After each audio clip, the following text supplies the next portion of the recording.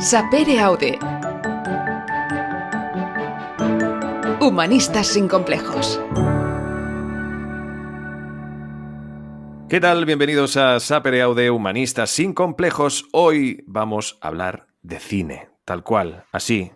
Aunque no parezca que esté emocionado, lo que realmente estoy es absolutamente expectante, porque hoy traemos a un tótem de la crítica cinematográfica, a un periodista cinematográfico de los pies a la cabeza, que creo que ha vivido alrededor de una butaca de cine toda su vida, creo que también una máquina de escribir en su momento, porque tiene una amplia experiencia, luego un ordenador, donde poder pues precisamente plasmar todas esas críticas de todas aquellas películas que nos han cambiado, que nos han marcado, que nos han entretenido, que nos han gustado o que no nos han gustado, pero que nos han hecho vivir lo que es el séptimo arte, una auténtica maravilla. Alexis Piquer, ¿cómo estás? Bien hallado, Eduard. ¿Qué tal? ¿Cómo estás?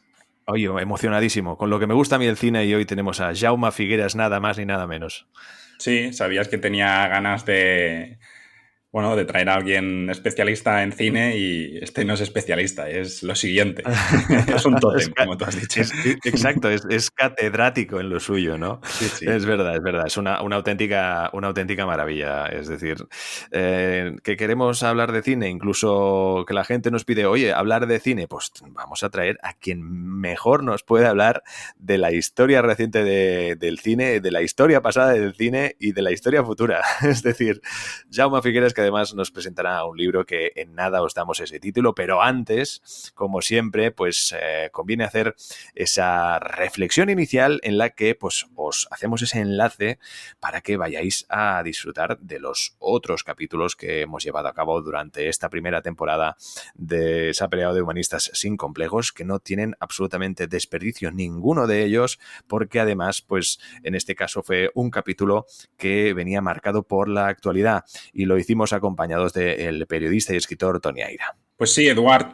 Y de hecho me gustaría, antes de entrar al capítulo de Toni Aira, recordar que tenemos web, que es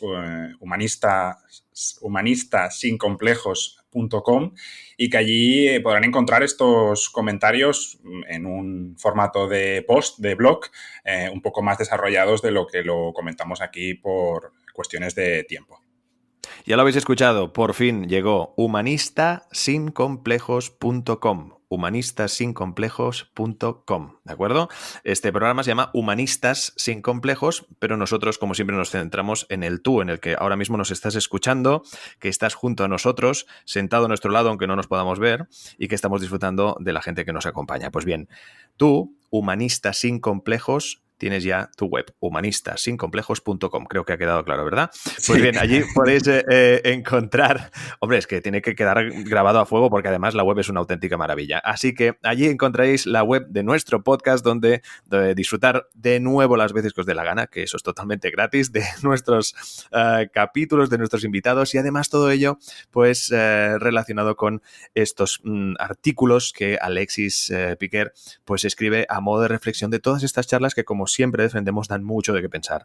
Y sin duda Alexis es una de esas personas reflexivas por antonomasia y que le da, pues evidentemente, por escribir estos artículos de los cuales, pues, como siempre, antes de empezar nuestra entrevista en cada capítulo, nos da una serie de ítems precisamente para hacer ese enlace a otros capítulos y también a estos artículos. Por lo tanto, ya lo sabéis, humanistasinComplejos.com, Alexis. Pues ahora sí, que vamos con lo de Toni Aira. Creo que quedó claro que las crisis son oportunidades para que los líderes políticos se equivoquen y aprendan de los errores. Destacó que la crisis no es algo puntual, y lo estamos viendo, sino que durará en el tiempo y que, por lo tanto, la valoración del liderazgo político pues no corresponde a este momento en concreto, sino que se tendrá que hacer a lo largo del tiempo y ver si aportan valor.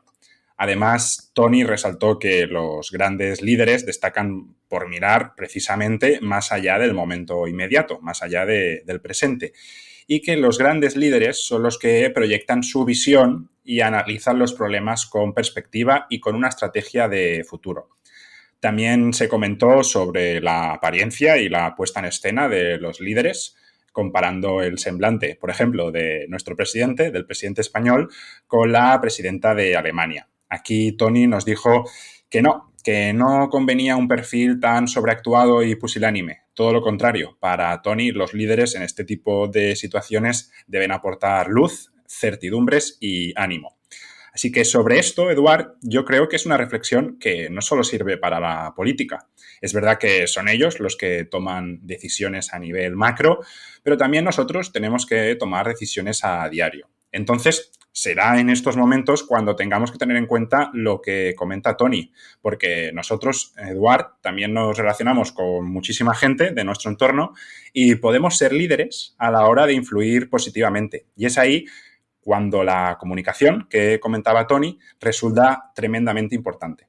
Desde luego, la comunicación, como siempre, la comunicación. Importante que sea clara desde mi experiencia y sobre todo que sea contrastada. Ya sabéis que comunicación es información. Muchos canales ahora mismo son los que nos rodean y es importante tener ese criterio, ese momento de pararse a ver si eso realmente lo que estamos leyendo es real o no y por lo tanto contrastar toda la información porque es importante ya no solo para estar bien informados sino también para evitarse según qué angustias, porque sí que es verdad que en estos días nos ha llegado absolutamente de todo y por todos los canales. Y cuando hablo de todos los canales estoy hablando desde periódicos digitales hasta redes sociales o incluso WhatsApp. Así que en ese aspecto es importante. Y como tú decías, esa comparación, ¿no?, entre a veces odiosas, a veces necesaria, entre líderes políticos y también hablamos, si no recuerdo mal, de la gestión de las líderes de según qué países que había destacado por su correcta gestión,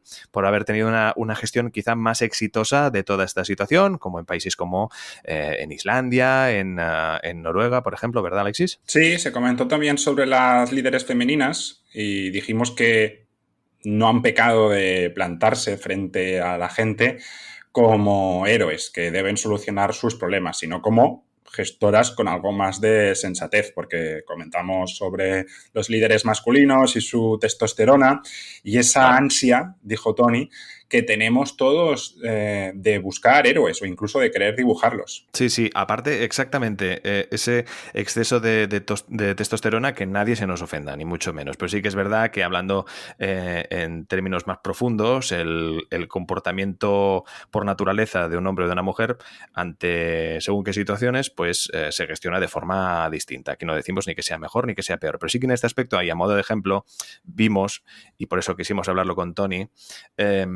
cómo la gestión de estas primeras ministras, presidentas de todos estos países, yo creo que recurrieron más a la inteligencia emocional, a la realidad, sin evitar tendencias políticas. Yo creo que recurrieron al factor humano directamente y esto se tradujo en situaciones, pues en situaciones como, por ejemplo, si no me equivoco, en la primera ministra de Noruega que hizo una rueda de prensa solo para niños, en los que pues ellos podían preguntar, los niños, pues que como bien sabéis, quien tenga o quien no tenga o quien conozca que tiene, han vivido esta situación y la han sufrido pues a su manera con las herramientas que tienen en función de los años que lleven en este mundo.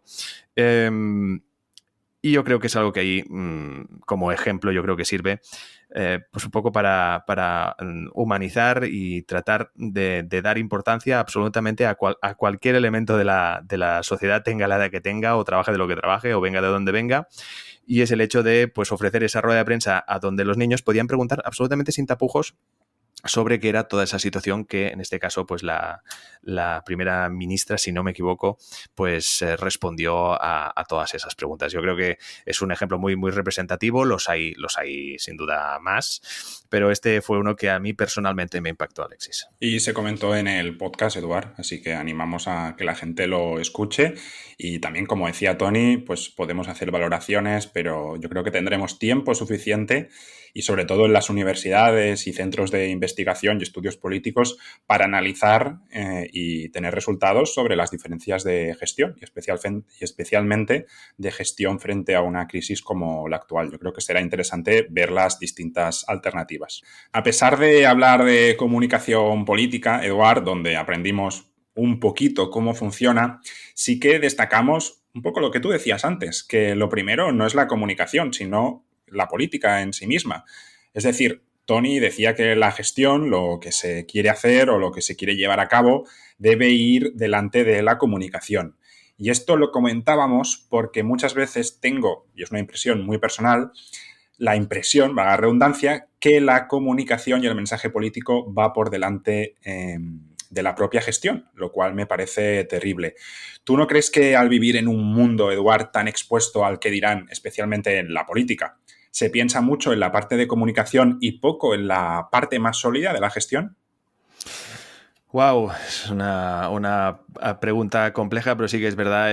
El problema de anteponer los intereses y en política, por desgracia, o al menos desde hace muchos años, no estamos generalizando, pero sí que estamos hablando en términos generales, lo vamos a dejar así. Y es verdad que siempre se antepone el interés del rédito político que se pueda sacar de cualquier situación, por sencilla, por estúpida o por dramática, como la situación que nos ocupa estos días, pues pueda ser, ¿no?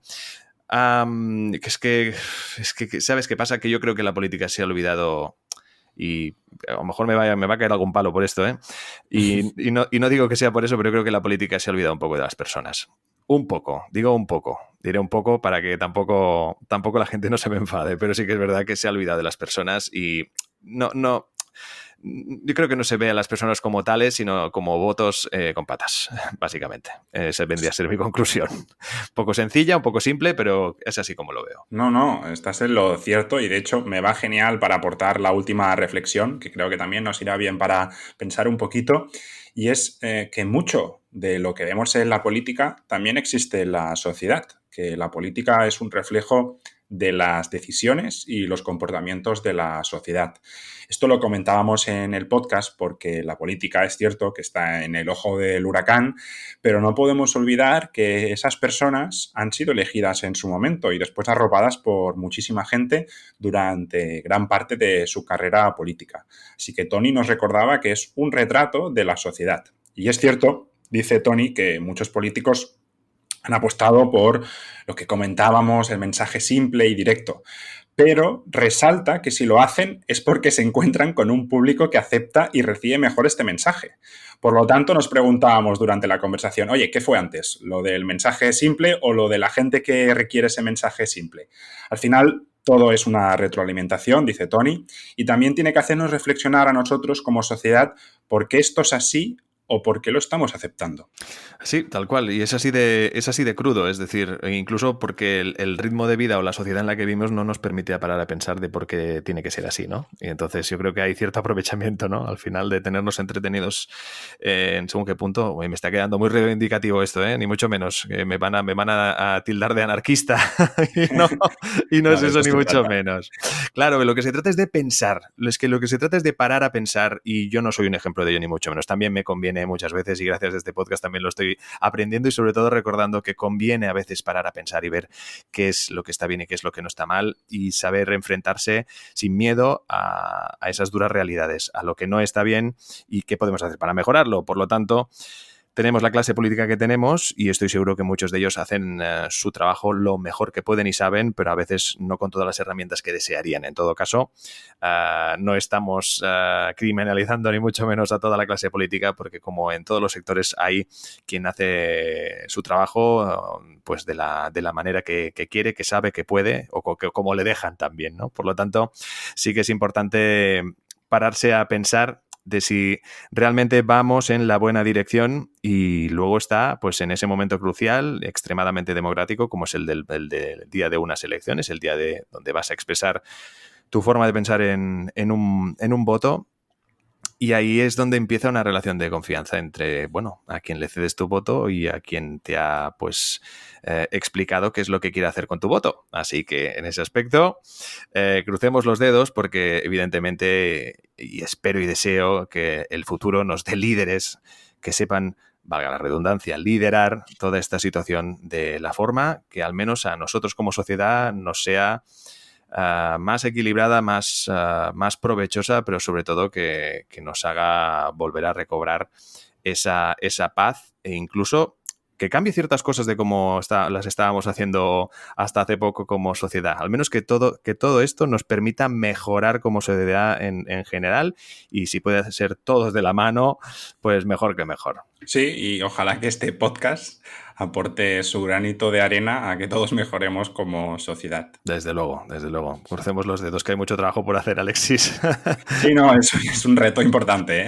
Tal vez me he venido arriba, pero me está inspirando con tus palabras. Por eso me he lanzado. Fantástico, pues si te parece, vamos a dar paso a nuestra charla de hoy. Me parece, y yo creo que ahí sí que tenemos que tener una relación de confianza con el cine, que ayuda mucho. El cine que nos abrió los ojos, el nuevo libro de Jaume Figueras, que junto pues, a Gemma Nierga llevan a cabo una interesantísima charla sobre pues, su pasión, en este caso el séptimo arte, el cine, todas esas películas que les han hecho pues, llorar a lágrima viva, a reír, gritar de terror, o pues simplemente les enamoraron, ¿no? También hay películas que les aburrieron, otras que no se cansarían de ver, comedias, melodramas, aventuras del oeste. En este caso, pues como decíamos, Gemma Nierga y Jaume Figueras están ávidos de cine, y por eso quieren rememorar esas películas que a lo largo de sus vidas pues les abrieron los ojos. Un diálogo sin duda chispeante y repleto de anécdotas que no os podéis perder y que repasamos ahora mismo con el señor Jaume Figueras. Humanistas sin complejos. ¿Qué tal? Bienvenidos a Sapereao de Humanistas sin complejos. Hoy por fin hablamos de cine. ¿Qué ganas teníamos de hablar de cine? Alexis Piquer, ¿cómo estás? Estoy muy bien, ¿tú qué tal? Muy bien, muy bien. Hoy con muchas ganas de que nos atienda nuestro invitado, que evidentemente hoy ha sido sin duda uno de esos días especiales en los que pues tendremos ocasión de hablar del séptimo arte, de todo aquello que nos gusta, a los que les gusta el olor a cine, que esto parece una tontería, parece una chorrada, pero sí que es verdad. O sea, somos muchos a los que esa sensación de entrar a una buena sala, hoy que estos días está la cosa un poco turbia en este sentido, pues el hecho de poder ir a una buena sala de cine y disfrutar de una buena película, pues le supone un plan extraordinario, como lo ha sido pues durante muchísimos años para nuestro invitado de hoy, que es pues sin duda un cronista, que es así como le gusta definirse. Además, reconoce vivir cada vez pues más apartado un poco del mundanal ruido, pero oye, su legado en aspecto cinematográfico resuena básicamente en la memoria de todos aquellos pues que empezamos a ver los Oscars cuando él, junto a Ana García Siñeriz, pues se encargaba de retransmitir las ceremonias en lo que era Canal Plus. Además, ha trabajado en multitud de medios de comunicación de referencia como TV3, donde pues ha presentado durante décadas el programa Cinema 3. Y pues obviamente, como decíamos anteriormente, como en Canal Plus, pues aparte de retransmitir los Oscars, también estaba presentando el programa Magazine, y en la revista Fotogramas era Mr. Belvedere. O sea, yo creo que ya no hace falta dar más pistas. Jaume Figueras, ¿cómo estás? Muy bien, ¿cómo estáis vosotros? Bueno, encantadísimos. Teníamos muchísimas ganas de charlar contigo porque, como bien decíamos, este es un podcast que trata sobre el mundo de las humanidades, trata sobre el arte, y yo creo que el cine en este aspecto tiene un papel más que relevante, y creo que algo también en el que estamos totalmente de acuerdo los tres. Pero antes de empezar con lo que es, pues evidentemente, la charla en sí, ¿cuál es el primer recuerdo cinematográfico que tienes? Bueno, el primero eran los dibujos animados que había en cines como la Avenida de la Luz de Barcelona, o el Cine Publi, los Pato Donalds, los Jaimitos, los Chaplins, los Buster Keaton, eso en plan criatura. Luego, en plan más adulto, curiosamente, el primer recuerdo que tengo es una película de Hitchcock que vi en mi barrio, que era Recuerda, que estaba en el Cine Florida, que todavía existe como Renoir Florida Blanca ahora, o sea que estoy vinculado a ese local durante toda mi vida. Wow. Y entiendo que, claro, de ahí hay un punto en el que esto hace un clic y se convierte en tu pasión, en el cine que se convierta en tu pasión. Bueno, se convierte en mi alimento espiritual continuo, porque iba mucho al cine los días laborables con mi familia, porque mi familia trabajaba en el fin de semana, y el fin de semana pues yo iba al cine con mis amigos, con lo cual yo veía más cine que la mayoría de mis contemporáneos, y por de ahí vino un poco el descubrimiento del cine que te abría los ojos a la vida, ¿no? Claro, aparte es algo que también entiendo que le debes mucho a tu padre, ¿no? Que era muy aficionado al cine. Mi padre aficionado a todo, al cine, a la ópera, al boxeo, a la zarzuela, y evidentemente los recuerdos de mi padre, de los actores de su época, él pronunciaba a su manera, ¿no? Un Clark Gable o Bala Severi o lo que fuera, pues fue un estímulo para mí que él fuera tan aficionado al cine y me impulsara también a seguirlo siendo. Claro, está claro. Aparte, pues como decíamos, un mundo y una vida dedicada al cine. Hay una de esas películas que yo leí en alguna entrevista que te marcó, que es una peli que yo desconozco. Yo cabe decir que soy un gran ignorante del cine, aunque me gusta mucho, que es una peli que se llama Los 400 golpes.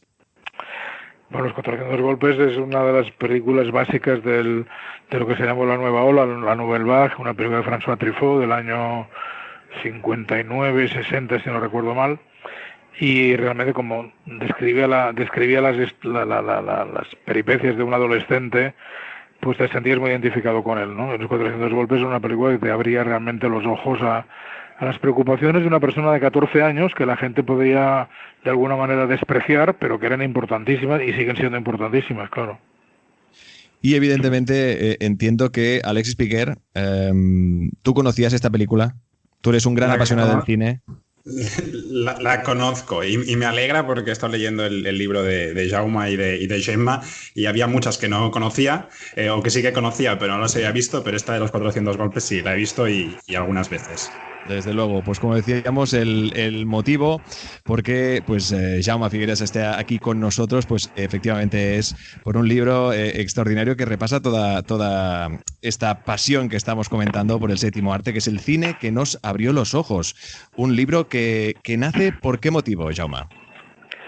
Pues como muchas cosas nacen por casualidad, de un encuentro con Gemma Nierga un día en el Teatro Tívoli, donde estaban representando Jesucristo Superstar con el mismo actor que lo había interpretado en cine como casi 50 años después.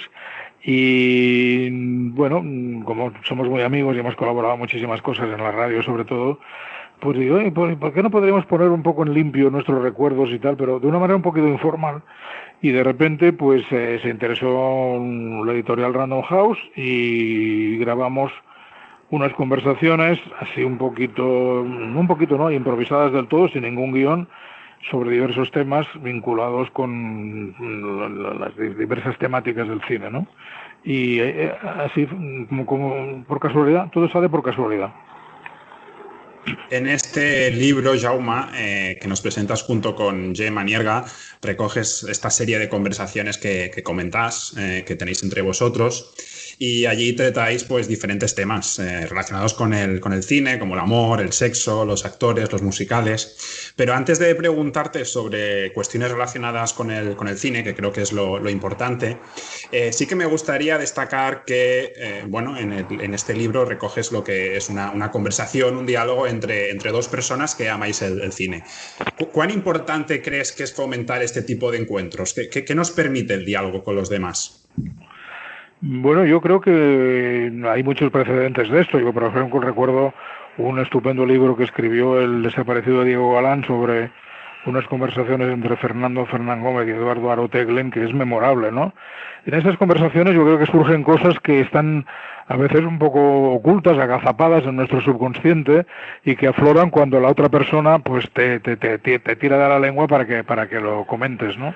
Entonces yo creo que es no digo que sea un estilo literario, pero que esa es una fórmula que funciona muy bien. Este podcast, sin lugar a dudas, Eduard, pues desde este formato buscamos precisamente eso, fomentar el diálogo, promoviendo la conversación pausada, reflexiva, y nosotros esperamos que esta conversación con Jaume pues anime a todas las personas que lo escuchen y que se apunten a este podcast.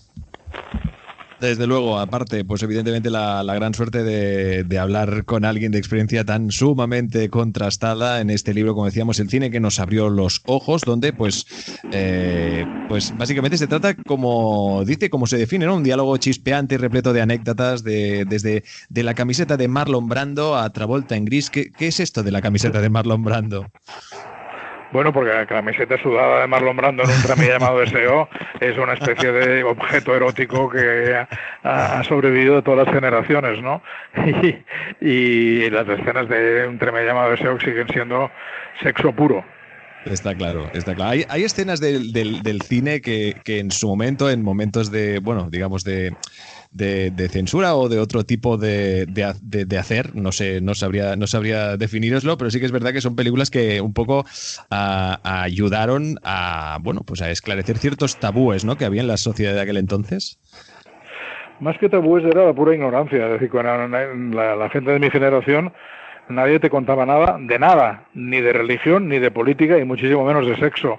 Por lo tanto, cuando ibas al cine tenías que irlo descubriendo por tu cuenta y comentarlo con los amigos, un poco a escondidas, y de ahí viene la importancia del cine como educador del personal, ¿no?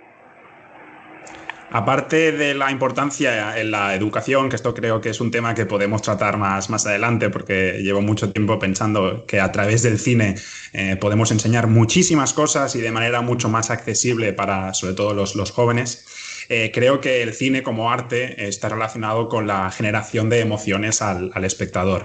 Se dice que las obras de arte se crean para que nos sintamos reflejados en ellas, que otras para despertar emociones y sentimientos variopintos. Durante vuestra charla, Jaume, comentáis la diferencia entre una película que provoca el despertar de sentimientos y una película llena de sentimentalismos. Hay películas, por decirlo de alguna manera, que se aprovechan de esa inestabilidad de la gente para provocar un sentimiento fácil, accesible. Tú, Jaume, llegas a decir en varias ocasiones en el libro que hasta manipulan al espectador. Entonces, yo creo que en una película, cuando empiezan a surgir coros en la banda sonora, o los violines llegan a un punto en que sin mirar la imagen te invitan ya a la llorera, yo creo que es pura manipulación. Entonces, con eso hemos discutido mucho con Gemma, incluso hablando de la lista de Schindler de Spielberg, que es una película que todo el mundo la considera una obra maestra, y me parece una película un poco discutible, precisamente porque con el sonido del violín ya estás intentando sacar la lagrimita del espectador, y eso a mí me parece un fraude.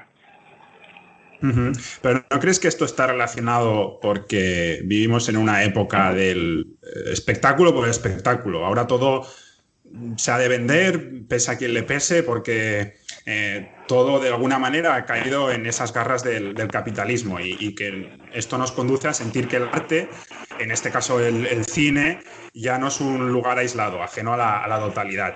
Y es una pena que no se intente emocionar renunciando a ese sentimentalismo que comentas.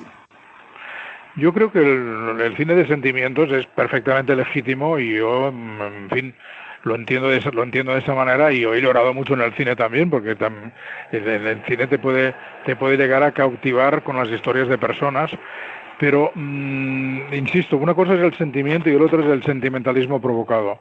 Yo cuando veo una película como La fuerza del cariño, donde Debra Winger se muere de cáncer con sus hijos y Shirley MacLaine, su madre, está ahí en el lecho de muerte, yo entiendo perfectamente que intentan transmitir una sensación patética, y lo consiguen. En ese sentido, yo aplaudo eso, ¿no? Ahora, en cuanto hay una escena folletinesca en que un padre pega a su hija, la hija se mete contra el padre y no te crees nada de lo que está pasando, yo paso del tema absolutamente, ¿no?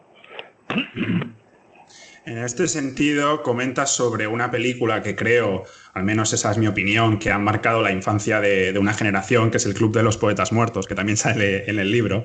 En concreto dices algo como que está hecha para provocar la lagrimilla fácil al espectador. Sin entrar a valorar esto, porque ya lo... Sí. Fíjate que El Club de los Poetas Muertos fue una película que tuvo muchísimo éxito y causó también una especie de admiración colectiva instantánea.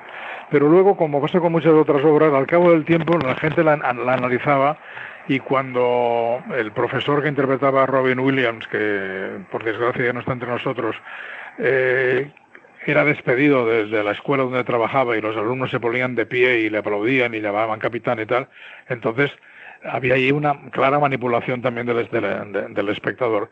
Yo recuerdo haberme conmovido con esa escena. Luego la vuelves a ver al cabo del tiempo en una pantalla de televisión y dices, bueno, se pasaron un poco buscando perfectamente la complicidad fácil del espectador, ¿no?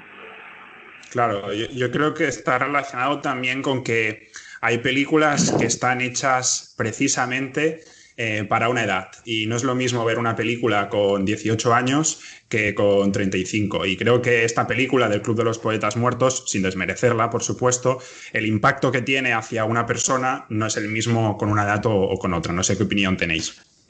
Bueno, eso es como Bambi. Cuando en la película Bambi mataban a la madre de Bambi, los que teníamos 8, 10 o 12 años de edad, quedábamos completamente traumatizados, ¿no? Ahora tú pones Bambi en la televisión y los niños de la familia dicen, bueno, ¿esto qué es? Y si que maten a la madre de Bambi, si estamos viendo cada día miles de sacrificios humanos o animales sin ningún tipo de comentario, ¿no? Sí, es evidente que todo es muy subjetivo, depende de la época, sí. También juegan un papel, bueno, en este caso como no los padres, ¿no? De ver qué enseñan y qué no. Yo me he encontrado con muchos padres que muestran un tipo de cine que, bueno, pues no está, digamos, preparado para las edades que les tocan, pero que, bueno, que al final cada persona es un mundo independientemente incluso de su edad. Obviamente entendemos que hay géneros y géneros, como es muy lógico, pero sí que es verdad que, pues por poneros un ejemplo, el hijo de Marc Pastor, del escritor, conocido escritor, me contó que pues su hijo mismo, bueno, es un gran fan de todo lo que tenga que ver con slashers, que tiene muy bien entendido que todo eso es mentira, pero es que es un crío que estamos hablando que a lo mejor tiene 7 o 8 años, o sea, que también hay parte de educación en ese aspecto, ¿no? Aquí lo que pasa es que en este momento he vivido una época en que había películas no aptas para menores y si no tenías 18 años no entrabas en el cine. Ahora todo el mundo puede entrar a cualquier edad, solo acompañado con los padres, con los amigos y tal. Entonces, hay películas realmente de una violencia salvaje que a mí me da un pasmo cuando yo veo grupitos de chavales de 12 años entrando en grupo en un cine para ver una película de terror brutal o de violencia incluso física contra una mujer. Entonces, yo, sin ser moralista, creo que habría que poner un poco una barrera a esto, porque incluso yo recuerdo en un cine determinado que alguno de los encargados del cine iban los padres con niños a ver una película, las salchichas, no sé qué, una película que parecía una película de animación normal y era claramente una película porno. Entonces los encargados del cine, pero pues se sabe que esta película no es exactamente para los niños y el papá decía, a mí me da igual, con lo cual el nivel de educación y responsabilidad quedaba también muy en entredicho, ¿no? Alexis. Sí, Jaume, aprovechando que hablamos de edad y con la perspectiva que nos ofrece el tiempo, me gustaría conocer qué película sería tu favorita, con la experiencia que has acumulado en tu vida, si tuvieras otra vez 20 años. Yo siempre digo, las películas que ves en una época determinada, aparte de los 400 golpes de los que ya he hablado y tal, hay una película de Visconti que es Rocco y sus hermanos, que es la historia de esa familia del sur de Italia que se van a Milán y que tienen que cambiar completamente sus fórmulas de vida y los dramas que eso supone, que me parece una película antológica, una película que habría que ver casi en bucle todo el mundo porque es lo que es. Pero claro, hay otro tipo de películas que a lo largo del tiempo tú ves cantando bajo la lluvia en la tele cada vez que la ponen y te quedas clavado. O cualquier película de Hitchcock, empezando por La ventana indiscreta, yo no me resisto a verla. Cuando la están poniendo en un zapping, te quedas pendiente de esa película. Es decir, que películas favoritas puede haber 50 en mi vida. Rocco y sus hermanos para mí es la mejor. Pero películas que me fascinen, pues los musicales tipo Cantando bajo la lluvia o las películas de Hitchcock como La ventana indiscreta o Vértigo, por ejemplo. Bueno, siempre es difícil quedarse con una sola. Antes, Jaume, comentábamos que el cine se ha convertido en un producto de consumo más y a mí hay una cosa que me sorprende y que vengo escuchando desde hace mucho tiempo y es que la gente joven dice que no aguanta más de 30 minutos mirando una pantalla o leyendo cualquier cosa. ¿Cómo crees que es el espectador del siglo XXI? En general, ¿crees que nos falta madurez a la hora de ir a ver una película? Perdone, yo creo que películas de superhéroes como Los Vengadores duran 2 horas y 3/4 y la gente aguanta, ¿eh? Delante de una pequeña pantalla, no sé yo, pero a mí me hace mucha gracia ahora porque veo que con todo el sistema, todo el problema ese que ha habido de la pandemia, en China dicen que no van a poder poner películas que duren más de 2 horas por cuestiones de seguridad, con lo cual van a tener un problema con muchas películas, incluso con la famosa esa de Christopher Nolan, que nunca sabes cuándo va a llegar, si va a llegar en octubre, en noviembre, va a llegar el año que viene, que es Tenet, ¿no? Y yo también creo que una película que pase de las 2 horas a mí no digo que me canse, pero tiene que ser una gran película. Uh-huh. Y aparte del tiempo, ¿crees que es caro el cine? Me refiero a ir al cine, porque hablo con mucha gente y piensan que es caro y que por eso no van al cine.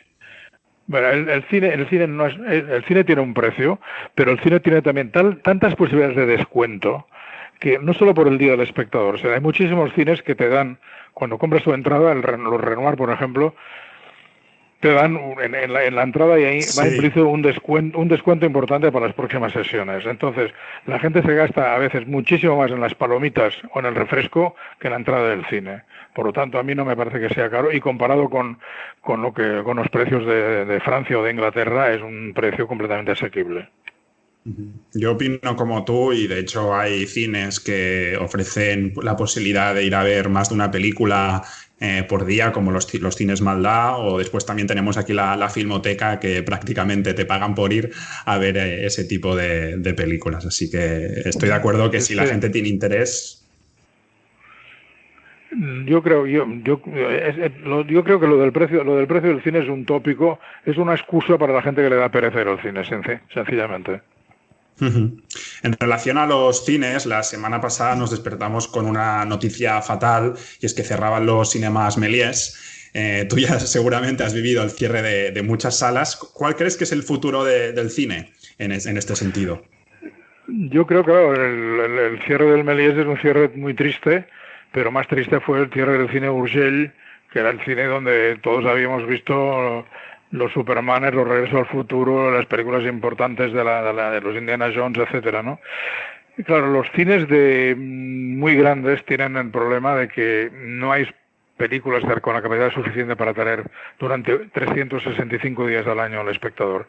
Yo creo que el cine, veremos cómo supera la crisis que hay en este momento, que es muy gorda, muy importante, pero que sobrevivirán los cines, digamos, las multisalas, donde hay que cuidar mucho el cine de autor, y el cine de superhéroes, el cine de gran espectáculo también sobrevivirá. Ahora, todo esto un poco reducido, habrá menos salas, eso seguro. Hablemos ahora de nombres. Básicamente hemos hablado de Hitchcock, de Truffaut, también en el libro mencionas a Woody Allen, y también de actores, como es el caso de Charlton Heston, al que le dedicas un capítulo entero. ¿Por qué motivo? Bueno, yo no se lo dedico yo, se lo dedica Simon Nierga. te cuento. Llegamos a la conclusión, no de que Charlton Heston sea ni de lejos el mejor actor de la historia del cine, pero sí nos fijamos en que Charlton Heston y sus personajes han pasado por todas las épocas de la humanidad, desde la prehistoria hasta el futuro, pasando por el Renacimiento, por la Edad Media, por la época de Cristo. Es una especie de ejemplo de personaje que podría significar la historia de la humanidad en 50 películas. Y en ese caso Charlton Heston es un actor correcto, que en Ben-Hur estuvo especialmente brillante, que por eso ganó el Oscar, pero tampoco me parece ninguna maravilla como artista. Lo que pasa es que, insisto, es un poco el símbolo de la historia del cine a través de su cara. Claro, y precisamente como decíamos antes, ¿no? Los nombres de los directores que han marcado, directores más influyentes, ¿cuál es para ti? Aunque es difícil, entiendo, ¿no? Porque cada uno con su estilo, ¿no? Pero ahora mismo el cineasta que nos ayude un poco a entender mejor a los habitantes del siglo XX o del mismo siglo XXI. Bueno, yo creo que hay directores tan importantes como Ingmar Bergman, por ejemplo, que ha hecho películas antológicas, aunque siempre desde un punto de vista bastante pesimista. Pero yo creo que quien ha reflejado mejor quizá la problemática del hombre contemporáneo es Woody Allen. Y el libro de Woody Allen, el libro autobiográfico de Woody Allen, que es una delicia porque te ríes riéndolo como si estuvieras tonto en casa leyendo un libro que los vecinos te dicen, pero este tío de qué se está riendo. Woody Allen ha reflejado muy bien no solo los problemas de pareja, como en películas como Annie Hall, sino los problemas realmente de la moral contemporánea. Hay una película suya que se llama Delitos y Faltas, que me parece antológica, de un tío que encarga a un sicario que mate a su amante, y el que ha hecho el encargo se queda tan tranquilo, se queda tan pancho y tan tranquilo con su conciencia. Entonces, Woody Allen es mucho más importante de lo que nos parece a simple vista. Woody Alexis. Allen, que por otro lado, Eduard y Jaume, creo que es un director que está mucho más valorado aquí en Europa que en Estados Unidos. Y no sé qué piensas, Jaume, especialmente de los últimos 5 o 8 años de Woody Allen. ¿Te parece que ha bajado el nivel respecto a sus primeras películas, que también mencionas en el libro, pues Manhattan, Annie Hall, etcétera? Uh-huh. Sí, no, es cierto que es como es un obseso del trabajo, y él, si no hace una película cada año, por lo menos, yo creo que no sabría vivir. Lo que pasa es que hay que también saber un poco escarbar lo bueno. Por ejemplo, una de sus últimas películas, Midnight in Paris, que es esa historia del personaje de Owen Wilson que circulaba por el París de diferentes épocas y tal, es una obra maestra absoluta, es una película sensacional. Sí. Y en cambio, pues hay otras cosas que ha hecho, como, yo que sé, bueno, una que pusieron el otro día de Colin Firth, no me acuerdo cómo se llama, una cosa sobre Magia a la luz de la luna. Magia, que es una película muy liviana, muy liviana. Pero aún así, a mí, en cada película de Woody Allen siempre hay algún destello. Uh-huh. Antes comentábamos lo de si era caro ir al cine, si la gente pues está predispuesta a ir al cine, y sí que me gustaría saber tu opinión sobre algo súper actual, que es el tema de las plataformas. Han ido saliendo, no paran de salir. ¿Cómo crees que esto está influyendo al cine y cómo esto afectará al futuro también? Bueno, tienen un peso específico importantísimo. Yo reconozco que durante el confinamiento he estado viendo muchas películas a través de Movistar o de Netflix o de HBO, y alguna serie, aunque no soy tampoco un fanático de las series, porque como cada día alguien te recomienda una serie, sería imposible ver series si aunque vivieras 400 años, ¿no? Yo creo que el cine que se ve por televisión ayuda un poco a crear también las ganas de ver cine en pantalla grande, pero evidentemente que es no es que sea un enemigo, es un complemento muy peligroso en este momento, que la gente no se acostumbre demasiado a ver película en casa en sus plataformas y se olvide de que hay un cine a la vuelta de la esquina, ¿no? De hecho, yo creo que debe ser complementario, porque nada tiene que ver ir al cine a mirar una película que verla en tu casa. Son dos mundos diferentes que deben explorarse por separado. En todo caso, para los que amamos el cine de una u otra manera, es una maravilla también tener esa oferta en la palma de tu mano. No, eso por descontado. Cuando ves que puedes tener a tu nivel todo Woody Allen o todo Michelangelo Antonioni o todo Bergman o todo Fellini, pues ¿quién se resiste a esto, no? Lo que pasa entonces es que tienes que intentar que las películas nuevas que lleguen, que tengan un mínimo de interés para que te impulsen a ir al cine de la multisala que tengas más cerca, ¿no? Uh-huh. Ayer Jaume Eduard hablaba con un gran amigo y le dije que tendría la oportunidad de hablar con Jaume Figueras. Es un amigo desde la universidad, íbamos juntos a la Filmoteca, ahora menos porque la vida pues a veces te pone palos en la rueda. Y me dijo que es una evidencia pues que la gente cada vez lee menos, es algo estadístico, y que como cada vez leemos menos, y eso pues al final nos está perjudicando tanto como individuos como sociedad. Y eso influye en muchos ámbitos. Y nos preguntábamos si la escasez de lectores influye de alguna manera en la industria del cine. ¿Crees que tiene una relación directa, por ejemplo, con la elaboración de los guiones? ¿Escribían antes mejores guiones?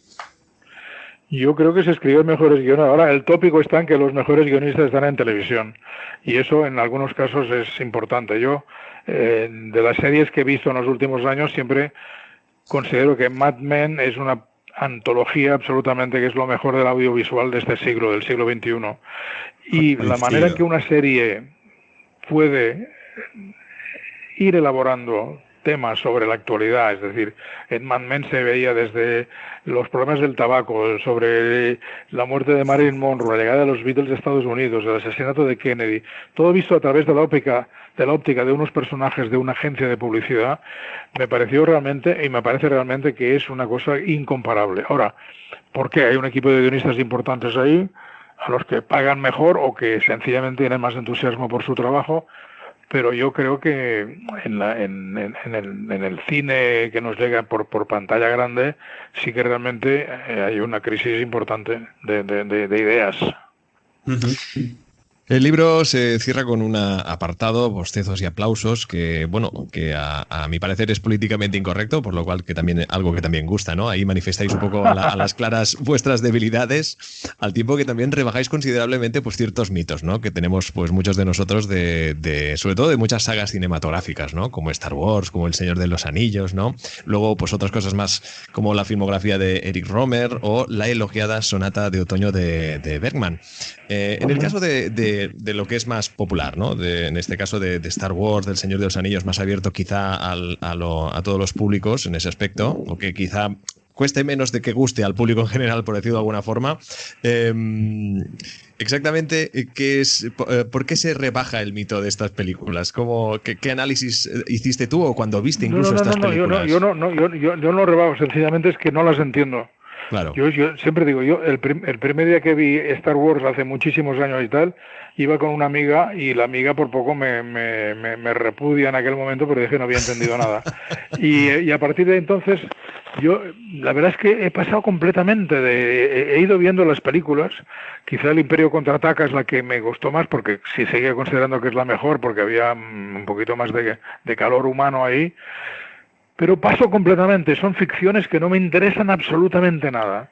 Y yo sigo pensando que, dice que es un tópico, que el Robin de los Bosques de mi época no es una película de aventuras que no la ha igualado nadie, ni siquiera Indiana Jones. El Robin de los Bosques es el ejemplo de película perfecta. Y en cambio Star Wars a mí me causa absolutamente un bostezo continuo. Claro, ya de las últimas no hablaremos mejor porque hasta incluso a mí, y mira que me gustan, ¿eh? Pero las últimas también me generaron cierta sensación de no sé qué ha pasado aquí exactamente. Pero bueno, Alexis, es tu turno. Sí, Jaume, hay un momento en vuestra charla con Gemma que comentáis la película del puente sobre el río Kwai. Yo afortunadamente he crecido escuchando a mi padre silbar la famosa melodía, pero tú, Jaume, sobre la película comentas que la volviste a ver hace poco y que te sorprendió el silencio que gobierna en la secuencia final. En este sentido, bueno, no daremos más detalles de esta secuencia, pero cuando leí esto pensé sobre el valor de la música y del audio como una auténtica revolución en el cine. ¿Qué supuso esa innovación? Y por otro lado, ¿crees que estamos abusando de la música últimamente y hemos olvidado el valor del silencio? Esto depende. Yo creo que hay películas donde la música es indispensable. En las películas de Hitchcock, la música de Bernard Herrmann, o en las de Brian De Palma, las de Pino Donaggio, lo que sea, está bien. Pero me pareció que David Lean, que era un hombre que había utilizado muy sabiamente la música en películas como Lawrence de Arabia o Doctor Zhivago, optara por el silencio en esa escena, porque cualquier música hubiera sido completamente superflua y subrayaría las cosas. Y últimamente, que tuve ocasión de ver unas películas de Eric Rohmer en un festival que hubo en Barcelona, me di cuenta en dos de las películas que no había ni una sola nota de música, que el diálogo era la música que acompañaba al espectador. Yo creo que no estoy ni a favor ni en contra, es decir, la música es indispensable casi siempre, pero no siempre, y por tanto las bandas sonoras de Ennio Morricone para las películas de Sergio Leone son más importantes casi que las imágenes de la película. Por lo tanto, sí que tengo que subrayar la importancia de algunos compositores de algunas bandas sonoras determinadas, ¿no? Claro, no lo planteaba, o esa no era mi intención, plantear un debate de blanco-negro. En todo momento yo creo que la música lo que hace es enfatizar sobre todo las emociones que quiere transmitir el director, pero sí que tengo la sensación que la música actualmente pues, se utiliza en las películas como una manta que lo cubre todo y que a veces sí que se olvida el valor de una herramienta fundamental como es el silencio. Y por eso preguntaba si nos deberíamos replantear. Estoy de acuerdo. Hay silencios muy importantes que hay que respetarse. El año pasado, creo recordar que Scorsese escribió en el New York Times, cargándose al cine actual, sobre todo también atacó a Marvel y diciendo que lo que se hace ahora que no es cine, que a partir de prácticamente los 80, pues el cine ha pegado un bajón importante, que diríamos. Tú, Jaume, en tu libro comentas que ahora se hace un cine diferente, un cine más planificado y pensando en el target de público. ¿Qué significa eso? ¿Estás de acuerdo con Scorsese? Estoy bastante de acuerdo con Scorsese en el sentido de que es otro tipo de cine, es otra historia. Es decir, ahora si nos fijamos, la mayoría de cosas que nos llegan de América son secuelas o precuelas aprovechando el tirón de algo determinado. Cosas que sean de primerísima mano llegan pocas. Y estoy de acuerdo con Scorsese en que se pueden hacer virguerías en las películas de superhéroes y tal, pero que no tiene nada que ver con el cine clásico. Y por lo tanto, yo qué sé, Los Vengadores es una película que me divierte muchísimo porque hay un sinfín de personajes con los que sí te identificas de alguna manera, pero no es lo mismo que ver esto que ver una comedia americana de Lubitsch o ver una comedia de los años 60 que eran las comedias geniales de Richard Cohen o de Blake Edwards, ¿no? Uh-huh. Y una pregunta ya por curiosidad. El año pasado ganó por primera vez los Oscars. No vamos a entrar ahora a comentar todo el tema de los festivales y los estereotipos que también circulan alrededor de ellos, pero ganó por primera vez una película de habla no inglesa. ¿Por qué el año pasado y hasta ahora nunca ha ganado ese premio una película de habla no inglesa? Yo la verdad es que no lo entiendo porque a mí Parásitos me parece una buena película, pero no me parece en absoluto una película para que complazca al público americano, que además, como la estrenaron subtitulada, tampoco fue un gran éxito y tal. A mí Parásitos me parece una historia inteligente que acaba de una manera un poquito caótica para mi gusto y por tanto no entiendo absolutamente que ganar el premio el Oscar a mejor película de habla no inglesa, muy bien, pero el Oscar a mejor película, vamos, que no, tampoco es que hubiera grandes competencias, pero me parece que fue una operación de marketing completamente con un fondo completamente gratuito. Desde luego, el gran debate, como siempre, de los Oscars y de esos supuestos intereses que hay, ¿no? A veces quizá los Oscars se haya convertido en según qué situaciones, en según qué premios, un poco en... Y se ha dicho muchas veces, ya no lo digo por mí, que yo, como decíamos, soy un gran ignorante en todo esto, ¿no? Pero un poco a grandes voces se ha llegado a decir que es como esa ceremonia donde se intenta como quedar bien, ¿no? Un poco. Sí, yo creo que algún día sabremos toda la verdad. Ahora no la sabemos. Desde luego. Como yo creo que si queréis saber un poquito más toda la verdad, al menos de la que nos pueda contar en su amplia experiencia en el mundo del cine, obviamente en toda la cantidad de... ¿Cuántas películas has visto tú, Jaume? Yo creo que... ¿Sabrías decirme una cifra? No lo sé, pero yo calculaba que hace tiempo que había visto como unas 15.000, pero ahora como las veo repetidas, ya he perdido la cuenta. Claro. Sumas toda esa cantidad de horas y has pasado más horas en el cine que en casa, que eso es muy probable también. Hombre, por descontado. Y las voces de los actores de doblaje, bueno, han sido más familiares que los de tu padre o los de tu madre, ¿no? Claro. Eso es evidente. Es una maravilla volver a escucharte, Jaume, de verdad, hablar de la que es y de la que ha sido y la que está siendo, obviamente, tu vida alrededor del séptimo arte del cine, el cine que nos abrió los ojos junto a Gemma Nierga, esta amistad que os une y que os ha llevado a tener esta extraordinaria conversación que se traduce en este libro, yo creo que indispensable para todos aquellos que amamos pasar un buen rato, entendamos mucho o entendamos poco, pero los que amemos estar ahí disfrutando de una buena película. Jaume Figueras, perfecto, te seguimos muy de cerca, gracias por todo. Gracias a vosotros, venga, hasta la próxima. Alexis, bueno, ya ves, yo creo que a mí va a ser colgar y me voy a ver una película, no sé tú. Yo ahora me he quedado con las ganas. A día de hoy hay que esperar un poco que los cines vuelvan a subir la persiana. Eso también es verdad. Me parece más que acertada tu propuesta. Todos al cine, a la que se pueda ir de una forma más o menos normal, pero todos al cine, a la que abran puertas a disfrutar, porque sin duda... bueno, como decíamos y como se está diciendo también, ¿no? Se está llevando a cabo, yo creo que de una forma correcta, extraordinaria y totalmente respetuosa con toda la que está cayendo. Y además creo que la primera película que tenéis que ir a ver es una de Scarlett Johansson, Under the Skin, que se ha estrenado mucho tiempo después de haber sido realizada, que estuvo en el Festival de Sitges, es una película de lo más inquietante que podéis ver. Under the Skin está en 3 o 4 cines de Barcelona y muchos de Cataluña, ¿de acuerdo?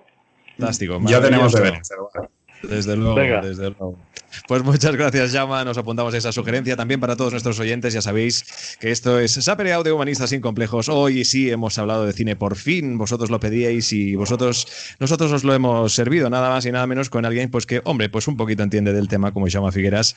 Ya sabéis que nos encanta que nos comentéis por redes sociales. También nos podéis seguir en todas las plataformas de podcast, también escucharnos en Spotify, Google y Apple Podcast. Y allí, pues obviamente, decir la vuestra, porque también formáis parte de esta gran comunidad cada vez mayor de humanistas y de aprendices de humanista, ¿verdad, Alexis? Pues sí. Yo invito a todo el mundo a que escuche los podcasts y que comenten sobre todos y que nos critiquen las cosas que tengamos que mejorar y que sigan disfrutando de invitados como Jaume, que ha sido un placer. Ya sabes que llevaba tiempo persiguiendo esta charla sobre cine y espero que lleguen más con Jaume y con otros. Fantástico, pues ya sabéis, esto es Sapere Aude Humanistas sin Complejos. Muchísimas gracias a todos. Sapere Aude. Humanistas sin complejos.